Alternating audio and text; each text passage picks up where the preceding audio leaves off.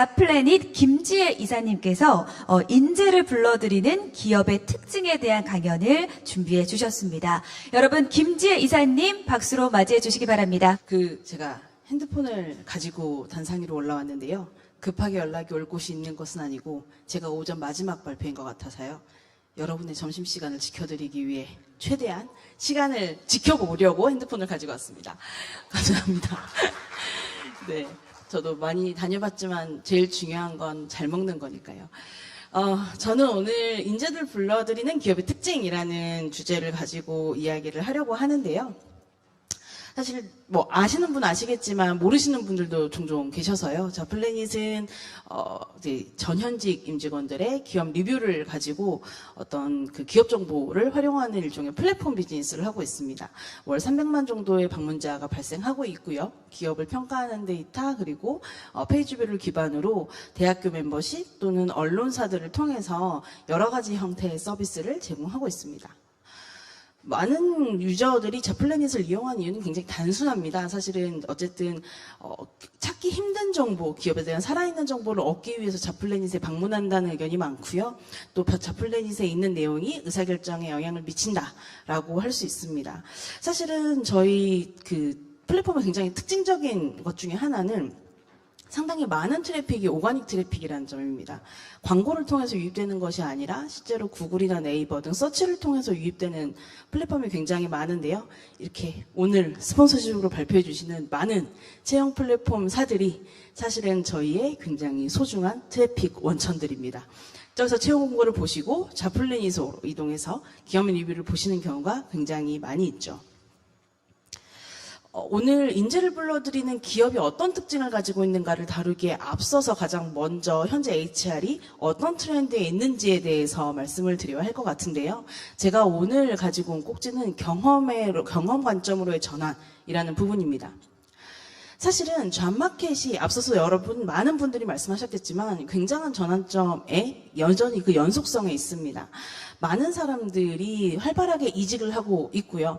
실제로 저희가 가지고 있는 인재DB건 타사 인재DB를 비교해봐도 대부분의 이력서를 등록하신 분들의 직장별 평균 근속기간이 3년이 안 되는 경우가 많습니다. 굉장히 빈번하게 이직을 하고 있고요. 그렇게 빈번하게 이직을 하는 만큼 내가 가고 싶은 회사, 내가 생각했을 때 좋은 회사의 기준은 굉장히 달라지고 있습니다. 거의 초개인화되었다고 해도 틀린 말이 아닐 정도로 개인이 가지고 있는 경험은 굉장히 개인의 기준이 다양해지고 있는 거죠. 또 과거에는 오프라인 베이스로 이루어졌던 채용이 조금 더 많은 속도로 온라인화되고 있는데요. 사실은 우리가 체감하는 것보다 여전히 오프라인 베이스의 채용은 굉장히 많습니다. 헤드헌팅도 사실은 오프라인 베이스 중에 하나라고 할 수 있고 많은 대기업들이 하는 공채도 일종의 오프라인 베이스죠. 하지만 이직을 중심으로 경력직을 중심으로 온라인화가 활발하게 진행되고 있다. 사실은 이게 의미하는 건 이미 온라인 시장에서 우리는 늦었어가 아니라 여전히 온라인 시장에서의 대응 기회는 충분하다라고 해석할 수 있습니다. 사실은 이런 관점에서 HRM, HR 기획, 그러니까 채용 이외의 전체적인 HR 영역으로 봤을 때 최근 HR의 가장 큰 트렌드 중에 하나는 직원 경험, Employee Experience입니다. 회사와 접촉하게 되는 모든 순간부터의 경험을 의미하는데요. 보시는 표는 약간 학술적으로 직원 경험을 구성하는 내용들이긴 합니다만 사실은 이 직원 경험을 결정하는 가장 중요한 요소가 무엇일까요? 사실은 모든 회사의 직원 경험이 개인화된 의사결정에 근간을 두고 있다고 했으니 모두가 다를 건데 모두의 경험을 낮게 만드는 무언가의 기준 다를 텐데 라고 생각하실 수 있는데요. 단 하나의 키 서세스 팩터를 찾아보자고 한다면 expectation management입니다. 지금 보고 계시는 데이터는 저희가 서베이 등을 통해서 추출한 데이터인데요. 어떻게 보시면 되냐면 근무 시간이 몇 시간이냐에 따라서 성장 가능성을 5점 만점으로, 경력 개발 가능성을 5점 만점으로, 이 회사의 업무 프로세스 효율성을 5점 만점으로 평가했을 때 몇 점으로 보느냐 하는 점입니다. 보시면 8시간을 일했다고 응답하는 사람들의 만족도 수준 그리고 성장 가능성의 수준이 가장 높게 평가됩니다. 우리가 여기서 주목해야 할 점은 그 11시간 일하는 사람이 떨어지는 건 너무 상식적으로 당연한 거니까요. 여기에 주목하실 필요는 없고 8시간 미만을 일한 사람보다 8시간을 일한 사람이 느끼는 성장 가능성, 경력 개발 가능성, 업무 프로세스 효율성이 높다고 느끼는 부분을 주목하실 필요가 있습니다. 이유는 아주 단순합니다. 많은 회사들이 우리는 하루에 8시간 일하기로 약속했기 때문이에요. 사실은 회사의 많은 정보들이 개인에게 어떤 것은 장점이고 어떤 것은 단점일 수 있지만 가장 중요한 건 회사가 무엇을 약속했고 무엇을 지켜주었는지, 사실은 경험을 결정하는, 만족도를 결정하는 가장 절대적인 지표이자 상대적인, 어떻게 보면 가장 중요한 핵심 지표는 그 근로자와 회사 사이의 약속이 그 기대를 어떻게 매니징하느냐입니다. 채용으로 넘어와 볼까요?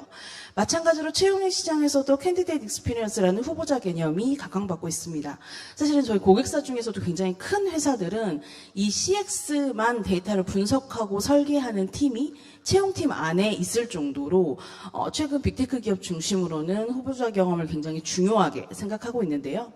후보자 개념은 잡 서치를 하는 것에서 온보딩까지 말 그대로 채용 전체를 걸쳐 경험하게 되는 이 후보자의 모든 경험을 통칭합니다. 후보자의 경험이 중요해지는 이유는 앞서 보셨던 이직 횟수와도 관련이 되어 있습니다. 이번에 우리 회사에 합류하지 않았던 누군가가 반드시 언젠가 다시 우리 회사에 지원해서 합류할 가능성이 있기 때문에, 그리고 시장 안에서 굉장히 다양한 형태로 정보와 리뷰가 돌기 때문에 이 후보자의 경험 자체를 채용팀이 관리하게 되는 거죠. 실제로 부정적인 후보자 경험을 야기하는 대부분의 이유는 불확실성입니다. 불확실성은 여러 가지가 있는데요.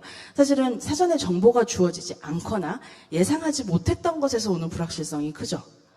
직원 경험과 마찬가지입니다. 후보자 경험도 역시 문제는 expectation management라고 할 수 있습니다. 했을 때 많은 회사의 담당자들이 우리 회사의 후보자 경험 관리를 가장 어렵게 느끼는 이유는 뭐냐? 결국에는 어디서 시작해야 할지 모른다는 점입니다. 다만 앞서까지 이야기했던 내용으로 추정해보면 후보자 경험 관리에서 우선 구축해놔야 하는 것은 우리가 후보자들에게 어떤 정보를 어떤 방식으로 어떤 기대를 줄 것인가에 대한 설계를 하는 것이 필요할 수 있겠다 추정할 수 있습니다. 그렇다면 인재들이 주목하는 기업들, 인재들이 좋아하는 기업들은 실제로 어떤 정보를 주고 있는지 간단하게 몇 가지 케이스를 살펴보도록 하겠습니다. 이 장표부터는 많은 경우 기업의 실명이 언급됩니다. 그래서 발표 자료를 다운받으실 수도 있고 사진도 찍으실 수 있지만 이 이후 기업의 실명이 언급되는 장표들은 개인 소장해 주시길 부탁드립니다. 저희가 분석한 건 자플래닛으로 유입된 유저들이 기업에 대해서 일종의 블로그죠. 기업 스토리 정보를 얼마나 보고 어떤 내용으로 보고 있는지를 살펴보았습니다. 우선 방문자가 가장 많이 본 컨텐츠 몇 개를 추천드리면요. K뱅크 컨텐츠입니다. 15년차 금융인이 인터넷 은행의 매력을 느끼다, 말하다라는 제목으로 한 인터뷰 기사입니다. 앞으로의 목표나 비주얼, 사진 같은 부분들을 저희가 이제 같이 작업을 했는데요. 사실은 이 K뱅크 이 컨텐츠 같은 경우는 오늘의 추천이라는 저희 메인 베뉴에서 일주일 정도 노출을 했고 하루에 한 1000회 정도의 뷰수를 보이게 됐습니다. 메인 매너 타이틀은 보시는 것과 같이 메이저은행 출신이 어떻게 이직했는지에 대한 내용으로 담았고요. 특이사항은 K뱅크 같은 경우는 이제 공채를 앞두고 노출 기간이 정해지면서 좀 공고 효과를 좀 받은 부분이 있습니다. 뷰스 같은 경우는 사실은 메인밴에 올라가면서 견인했다고 저희는 판단하고 있는데요. 사실 K뱅크는 인지도가 굉장히 높은 기업입니다. 그렇기 때문에 강력한 경쟁자가 있다는 단점도 있습니다. 메이저 금융권에서 활약했던 직원이, 그러니까 사실은 굉장히 치열한 인재 전쟁을 하고 있는 시장인데 이렇게 메이저 금융권에 있던 사람도 왔대라는 타이틀을 앞세워서 컨텐츠를 구축했고요.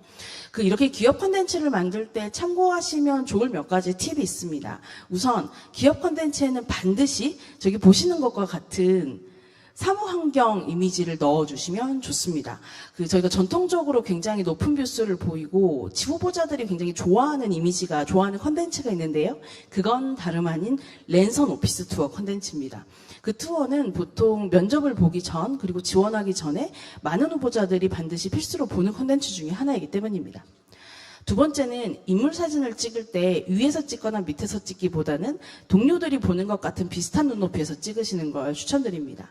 사실은 이미지가 사람에게 주는 권위적인 어떤 인상이 굉장히 큽니다. 그래서 우리가 후보자를 위한 컨텐츠를 만들 때에는 사진에 찍히는 사람이 지나치게 권위적으로 보이지 않도록 찍으시는 걸 추천드립니다. K뱅크 컨텐츠가 전반적으로 굉장히 흥행을 했는데요. 사실은 전략적으로 만든 컨텐츠인 만큼 저희한테도 도움이 되었습니다. 이건 공채를 진행하면서 신입을 같이 진행하다 보니까 전 직원 포기하고 K뱅크에 입사한 인턴들의 케이스를 다루는 방식이었습니다. IT 기획자가 왜 인터넷 은행에 갔는지에 대한 이야기도 같이 다뤘는데 사실 이 내용도 굉장히 반응이 좋았는데요. K뱅크나 최근 핀테크 비즈니스들은 금융권뿐만 아니라 일반 IT 기업에서도 우수한 인재를 뽑는 것이 굉장히 중요한 문제고 그 인재들이 가지고 있는 심리적 허들, 금융으로 간다는 허들을 제거해야 할 필요도 있었습니다. 이렇게 시장의 유저들이 가지고 있는 페인 포인트를 터치하는 것이 생각보다 컨텐츠 조회수나 후보자를 유치하는 데 도움이 된다고 판단하고 있습니다. 이건 굉장히 인지도가 낮은 회사입니다. 아마 여기 계시는 분들 중에 아시는 분이 없으실 것 같아요. 많은 분들은 인지도가 높은 회사니까 브랜딩이 잘 되지, 인지도가 있으니까 브랜딩이 되잖아 라고 생각을 하시는데요. 그렇다면 우리가 아무리 채용 공고를 올리고 배너를 광고를 때려도 인지도가 낮으면 아무도 보지 않아야 하거든요. 하지만 봅니다. 특히 최근에는 기업의 인지도를 아주 중요한 가치로 생각하지 않는 후보자들도 많이 있습니다. 하지만 인지도가 낮기 때문에 시장에서 후보자들이 느끼는 페인 포인트도 달라집니다. 이 회사 같은 경우는 우리가 지금 들으면 아무도 모르는 회사인 것처럼 그 인지도를 얼마나 괜찮은 회사인지로 극복해야 했죠. 그래서 기업 가치 1조가 목표, 1조인 회사가 아닙니다. 1조가 목표인 회사예요. 목표인 회사로서 이 브랜드가 어떻게 나아가고 있는지, 인지도가 낮고 사실은 자플래닛 기준으로 봤을 때 만족도가 매우 높은 회사도 아니었습니다. 하지만 기업 가치에 대한 목표, 연매출, 성장세 같은 부분은 굉장히 포지티브했기 때문에 그런 부분으로 정면 돌파했던 케이스고요. 오늘의 추천된 어떤 기업 배너 별도 없이 오직 스토리만 가지고 뷰수를 견인했던 경우이기도 합니다. 인지도가 낮음에도 불구하고 메인 배너 없이 뷰수를 견인했다는 건 오히려 인지도가 낮다는 페인 포인트를 극복했다고 볼 수도 있겠죠. 마찬가지로 잘 모르시는 회사인데요. 이 회사는 인지도가 마찬가지로 낮은 회사이지만 저희가 이 회사와 코업하면서 시도했던 부분은 사람을 소개하자입니다. 이 회사는 컨텐츠 마케팅을 많이 하는 회사인 만큼 함께 협업해야 되는 일이 굉장히 많은 회사였고요. 그만큼 사람의 실명을 그리고 사람과 함께 일하는 동료에 대한 인터뷰를 전면에 내세우는 것으로 컨텐츠를 진행했었습니다. 비슷하게 되게 발랄한 이미지로 진행하면서 굉장히 반응이 좋았고요. 기업 단위로 보면 네오이즈컴 게임즈가 상당히 좋은 반응을 보였는데요. 월간 최대 16,000명 이상 방문했었고 1,000명 내외로 방문하던 평달 대비 17배 이상 증가한 수치였습니다. 배너 CTR도 굉장히 좋은 편이었는데요. 네오이즈라는 게임은 모두 아실 거예요. 하지만 그렇기 때문에 이 회사의 페인 포인트는 지금 뭐 하는데 네오이즈였습니다. 당연히 메인 타이틀은 제도약을 꿈꾸는 네오이즈 우리는 변신 중입니다가 타이틀이었죠. 많이 아시는 핀테크 회사죠. 사실은 핀다는 아는 사람만 아는 회사라는 특징을 가지고 있었고 핀다가 내부에서 느끼는 페인 포인트는 인지도에 비해서 상당히 높은 몸값에 고급 인력을 확보해야 하는데 그만큼의 인지도와 브랜딩이 되어 있지 않다였습니다. 핀다 같은 경우는 처음부터 컨셉을 아예 핀테크 어벤져스라는 컨셉으로 컨텐츠를 진행을 했고요. 한 명 한 명의 인재가 굉장히 우수하다. 우리는 인재 밀도가 높은 작은 회사다를 컨셉으로 컨텐츠를 진행했었습니다. 코데이시나 세이드 리서치 같은 경우는 두 곳 모두 일하기 좋은 기업 랭킹의 상위에 되면서 함께 트래픽이 올라온 회사인데요. 두 회사의 경쟁력이 좀 다릅니다. 사실 코드잇은 지금까지 쭉 보셨던 그 어떤 컨텐츠도 없는 회사입니다. 오직 만족도와 리뷰만 가지고 일하기 좋은 기업이 됐고 트래픽을 견인한 회사인데요. 사실은 굉장히 꾸준히 좋은 점수로 좋은 평가를 받는 회사입니다. 솔직히 냉정하게 이야기하면 회사의 팩트, 그러니까 우리가 공개할 수 있는 회사가 가지고 있는 회사의 경쟁력들이 아주 오랫동안 높은 수준으로 유지될 수 있는 이니셔티브를 경영진이 가지고 있다면 애석하게도 여기 계시는 채용이나 HR 담당하시는 분들이 돈을 쓸 필요도 없고 고민을 할 필요도 없습니다. 그런 회사들은 이제는 알아서 잘 되는 환경이 구축되고 있으니까요. 세이드 리서치 같은 경우는 세이지 아주 좋은 회사이긴 합니다만 동시에 우리 회사가 어떤 회사인지를 소개하는 것에 많이 집중했던 곳입니다. 왜냐하면 코드잇 대비 세이지 리서치는 B2C 회사가 아니어서 서비스 인지도가 굉장히 낮았어요. 그러다 보니까 B2C 회사 대비 B2B 회사들이 채용 시장에서 굉장히 열악합니다. 인지도가, 대중적 인지도가 없으니까요. 그래서 어떻게 일하느냐를 중심으로 콘텐츠를 구축했고 5배 이상 성장하면서 사실 방문자가 아주 급증했던 케이스이기도 합니다. 이렇게 보면 우리는 몇 가지 인사이트를 얻을 수 있는데요. 사실은 제가 계속 뭔가 직원들의 인터뷰가 굉장히 많은 점을 보여드렸었어요. 실제로 여러 가지 컨텐츠 작업을 해보고 브랜딩 작업을 해보지만 그 안에서 일하는 사람들의 목소리를 담는 컨텐츠가 늘 언제나 파워풀하고 그 사람들이 일하는 현장을 담는 컨텐츠가 굉장히 인기가 좋습니다. 근데 이건 생각해보면 이커머스 회사에서 매출을 올리기 위해서 그 제품 상세 페이지에 고객 후기를 위에 올리는 것과 같은 이슈입니다. 그 인스타에서 한 번쯤 커머스에서 돈 버는 방법 강의하는 컨텐츠 이런 거 한 번쯤 영상 보신 분들은 아실지 모르겠는데 그들이 늘 강조하는 건 뭐냐? 우리의 경쟁력을, 우리의 매력을 다른 사람 입으로 말하는 것을 컨텐츠화하라라는 겁니다. 그런 의미에서 리뷰나 컨텐츠는 마찬가지의 맥락을 가지고 있는 거죠. 이런 컨텐츠를 만드는 전략은 회사마다 다를 수 있습니다. 제가 그냥 몇 가지 회사만 간단하게 보여드리면요. 30년 된 중소기업이었고 이 회사는 경영승계 과정에 있었습니다. 이 회사를 분석하면서 저희가 느꼈던 그리고 경영진과 온라인했던 부분은 팩트부터 바꿔야 한다 였습니다. 아주 이상적인 케이스예요. 단순히 브랜딩만 한 뿐만 아니라 사실은 내부 인테리어도 바꾸고 조사를 통해서 도출된 결과에 따라서 채용 프로세스도 모두 바꾸셨어요. 경영진의 이니셔티브가 굉장히 강했던 회사고요. 덕분에 지원자 수나 어떤 컨텐츠 조회수가 굉장히 급증한 걸 보실 수 있죠. 한 4,000% 이상 증가를 했는데 이 회사 같은 경우는 이를테면 서베이를 통해서 회사의 장점과 약점을 도출하고 약점에는 돈을 쓰고 장점에는 브랜딩을 붙인 케이스입니다. 이렇게 근본, 그 인프라부터 뜯어고칠 수 있다면 아주 베스트이긴 합니다.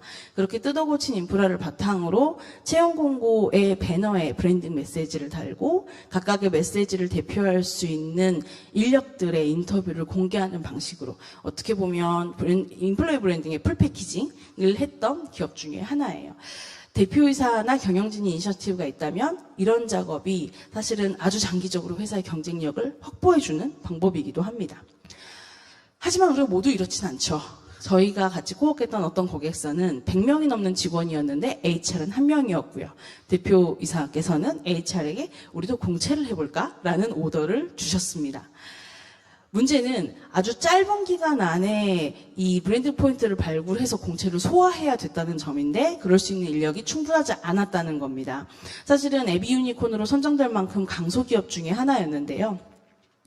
어쩔 수 없이 저희는 보시는 것과 같은 관심도를 견인하기 위해서 있는 것에서 특이점을 찾아내야 했습니다. 제 3의 눈으로 봤을 때 회사 홈페이지에 대표이사 소개가 없고 또 다들 복지제도 어필하기 바쁜데 전혀 강조되어 있지 않고 같은 특징을 바탕으로 진짜 조직 문화를 FGI로 인터뷰해서 도출을 했고요. 자율적이고 존중하고 다정하고 같은 몇 가지 브랜딩 키워드를 뽑아냈습니다. 이렇게 뽑아낸 걸 가지고 이제 인터뷰를 진행을 했는데요. 방금 말씀드린 것처럼 사실은 공채를 앞두고 굉장히 촉박했기 때문에 완전히 후보자에게 뾰족하게 꽂힐 수 있는 컨텐츠를 만들어야 했습니다. 즉 채용을 앞둔 인재 채용을 앞둔 바로 그 포지션에 부합하는 정확히 그 직무를 가지고 있는 인터뷰를 선정해야 했고요. 회사가 원하는 인재사항을 표면적으로 보여줄 수 있는 인터뷰를 소수만 인터뷰를 진행하는 것으로 진행을 했었죠. 그래서 이 직무 인터뷰를 자사 채용 사이트 회사 소개 카테고리에 연결해서 기업 스토리가 노출될 수 있도록 해서 보시는 것처럼 뭐 타이틀에서 보실 수 있는 것처럼 이 회사가 원하는 인재사항이 무엇인지 얼마나 유니크한지를 사람을 통해서 보여주는 방식으로 진행을 했습니다. 근데 많은 회사들은 또 이렇게 공채를 하지도 않아요. 그래서 공채를 하지 않고 상시 채용을 하는 회사 같은 경우에는 우선 우리 상시 채용의 페인 포인트가 무엇인지 확인하시는 것이 좀 필요할 수 있습니다. 사실 이 회사는 40년 교육업을 하고 있는 회사인데 자플래닛 평점이 아주 높은 편은 아니었고요. 또 하나의 문제는 전 직원의 50% 이상이 이미 IT 개발자로 바뀌었음에도 불구하고 많은 사람들이 이 회사를 테크 회사가 아니라 교육 회사라고 인지하고 있었다는 점입니다. 이런 브랜딩 방향성은 개발자를 뽑기 훨씬 더 어려운 환경을 구축했던 거죠. 사실은 이 회사는 정석적으로 갈 수밖에 없었습니다. 실제로 만나봤을 때 회사가 계속 꾸준히 변화하고 있었으나 그것이 제대로 노출되지 않은 문제가 있었고요. 그래서 어떤 기업에 대한 소식, 좀 더 말랑말랑하고 라이트한 소식을 자플래닛을 활용하기로 하되 기업의 홈페이지는 좀 더 비즈니스 중심으로 구축해서 워딩을 설계했고 보시는 것처럼 회사에서는 각각의 팀, 특히 마케팅이나 UX 팀처럼 되게 IT 팀스러운 팀들을 많이 노출하는 방식으로 콘텐츠를 구축했습니다. 무엇보다 담당자분께서 굉장히 오랫동안 꾸준히 이미지를 그리고 작업들을 해주셨고요. 이렇게 소개로 나오는 부분들이 어떻게 개선되고 있는지 많이 알려주셨습니다. 이렇게 섞여 있으니까 그냥 괜찮구나라고 생각하실 수 있는데요. 제가 여기서 또 이미지 팁을 하나 드리자면 종사자, 근로자들의 한 명 한 명을 통해서 회사의 경쟁력을 간접적으로 보여주는 건 너무 좋은데요. 가끔 기업에 대한 컨텐츠를 딱 한두 개, 많이는 한 3개 정도만 만드시면서 굳이 이렇게 좀 워크숍 컨텐츠를 올리시는 경우가 있어요.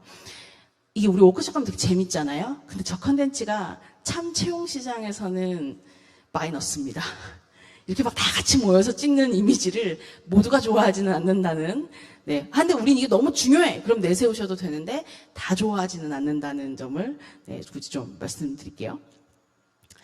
사실은 굉장히 많은 단점들이 쌓여있던 회사인데 이미 달라진 단점에 대해서 뭐 신고를 하거나 가리기보다는 아주 솔직하게 장문의 댓글로 소통을 하시는 전략을 취했습니다. 장문에서 댓글로 소통을 하기 시작하면 어떤 장점이 있냐면요. 동일한 내용을 2번 올리지는 않습니다. 그것이 이미 개선되었기 때문에 그 내용에 대한 어떤 설명이 이미 다 되어버렸죠. 그래서 내가 어떤 글을 쓰건 영향을 받지 않을 거라고 생각하는 겁니다. 이렇게 이상한 행사로 비춰질 수 있다는 점에 대해서도 일일이 설명을 하셨고 마케팅 팀이 왜 야근이 많은지 인력 늘려주세요 같은 내용에 대해서도 회사가 어떤 이유로 이런 인력 구성을 하고 있고 어떤 부분에서 어떤 장점과 변화가 있었는지 같은 것들을 굉장히 장문으로 설명을 해주셨죠. 사실은 지속적으로 변화를 하신 덕분에 상당히 높은 수준의 만족도 성장도 이끌어갈 수 있었습니다. 사실은 우리가 채용을 해야 하고 공고를 올려야 할 때 뭐부터 알려야 할까에 대한 고민을 되게 많이 하시는데요. 저희도 마찬가지입니다. 저희도 채용 공고 올릴 때 고객사한테 한 명이라도 더 지원자를 꽂아주려면 어떻게 해야 되나를 고민을 하거든요. 그래서 저희가 숱하게 테스트해 본 결과 저희의 결론은 기업 정보였습니다. 채용 공고 A라는 회사가 채용을 합니다 보다 이 회사는 어떤 회사입니다를 소개하고 채용 공고를 붙였을 때 훨씬 더 많은 지원자가 확보됩니다. 이렇게 하면 당연히 트래픽이 더 많이 나겠지, 많이 뷰스가 나오겠지라고 생각하시는데요. 뷰스뿐만 아니라 지원자도 기업 정보를 노출했을 때 훨씬 더 많이 나오는 편입니다. 참고로 저희 이제 포맷이니까 로고와 이미지가 함께 있는데요. 앞서 버즈니처럼 근무 환경을 배경으로 쓰시는 걸 개인적으로는 많이 추천드리는 편입니다.